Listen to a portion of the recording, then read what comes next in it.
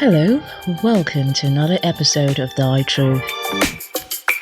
Finding your truth with Efemena.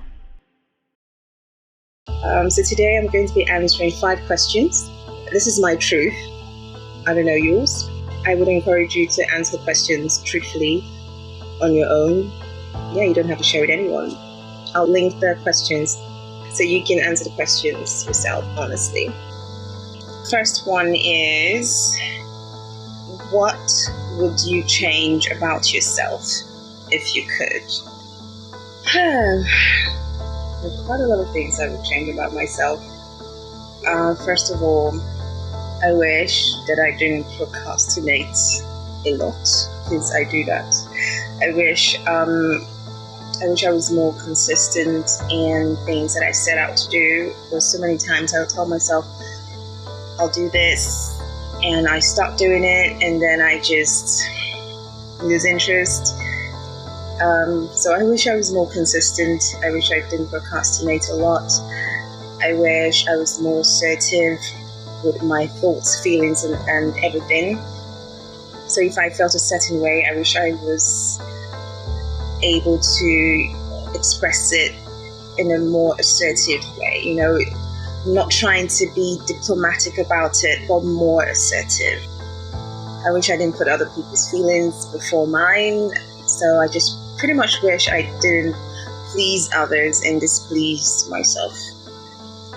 And most of all, I wish I cut off toxic people. I wish I cut them off on time before I let them get to me. I wish I was more, which was kind of together, so more assertive with my decisions and thoughts. And I wish, most of all, I wish I didn't try to fix other people. There's so many times that I felt like I was in certain situations because I was trying to help them by fixing them, and that's not my duty. That's not what I'm supposed to do. In return, I always get hurt. So it's not just about relationships, it's everything. Come into a situation and try to fix it. I just wish I didn't do that. Next question. What are the things that people misunderstand about you? This one is, some people think that I've got my shit together. They think that I've got it all figured out. They don't know I have demons I fight every day. They think I'm all good. I'm strong and I don't need anyone else to, I don't need to talk or express how I feel because I'm always present with them. And for some reason, someone actually told me this. Some people think that I'm snobbish or standoffish, which is quite strange, but that's another misunderstanding. Some people feel like just because I'm nice to them, I want something, so they want to know my intentions, forgetting that I am just a pretty nice person. Yeah. Some people also think that I'm an introvert. They think I'm reserved, I'm quiet, I'm shy, too shy. Well, I'm Sagittarius, man. I might look that way, which sometimes I like to be reserved and just watch from a distance. And trust me, I'm not. And also, another misunderstanding that I remember when I used to work out a lot.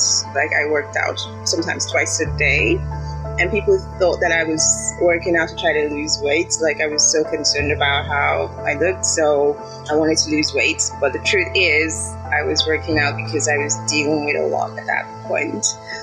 People thought that I was trying to lose weight, I was trying to look good or something like that. No, it was the way for me to deal what I was feeling. Next question. Do you judge a book by its cover? Yes and no. Yes, because that's the first thing I'll do. But then the good thing is I catch myself quickly doing that. And I realize that, oh, no. Wait a minute. I don't know this person. I don't know the situation. So stop. So I just stop. I think it's part of our human nature to judge something that we see or we hear without knowing the full gist, right? Our brain just picks on it. So I might judge at first, but I don't stay there. Like, I quickly just rewire my brain to understand the situation or understand the person before I come to conclusion. And guess what? 87.5% of the time, I'm wrong. It works both ways. So sometimes I look at someone or I look at a situation and to be more specific, I look at someone and say, oh, they look decent, they look nice, they have it all together. And then I discovered that I was wrong. They only look that way. They're terrible. And the other way around. So I have done that, but I am working on it. Not really working, I'm actually conscious of not judging a book by its cover. I'd rather you don't judge this by its cover as well. Okay, next question. What are some of your relationship deal breakers? In the back of my head, I can just think of one major one. Taking me for granted. When someone starts to take me for granted, that is a deal breaker. And of course, emotional abuse, physical abuse as well. And pretty much not being responsible, not taking responsibility, that is a deal breaker. That can be read in so many ways. I don't want to go deep into that, but basically lack of responsibility. And also saying things behind my back. I would rather you say them in front of me. So, if you're in a relationship and if I find out my partner is going behind my back to a third party to talk about certain things, things that he will not communicate with me, but he would vent to someone else and pretty much try to pull me down and make me feel less. That's a deal breaker. I know. So those are some of the deal breakers I can think of. Next question. Last question, actually. What did your past relationship teach you? Oh, by the way, another relationship deal breaker, I forgot that one, disloyalty, when a partner is disloyal. Yeah, that's a deal breaker. Okay, back to this question. What did your past relationship teach you? Well, a lot. Not just a previous one. All my relationships. I always say that none of my relationships were a mistake. No matter what I went through or they went through, I would never tag it a mistake. I think I learned a lot from them. Number one is when your partner shows a sign of cheating or being disloyal, don't try to make excuses. Don't try to cover up or try to make, pretty much don't try to make excuses for them. Do not be in denial about it, And it's not your fault. It's not just about you. You're not the reason. I learned that I was not the reason that they were the way they were. Sometimes I would feel like I was at fault. I was the reason they were that way, but no.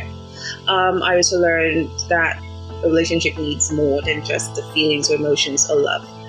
Also, I learned that when you communicate effectively and respect each other, you can make things work from the start, not when things are going down the drain and you're trying to find each other or find yourselves and start to learn how to communicate. From the start, you communicate, you respect each other.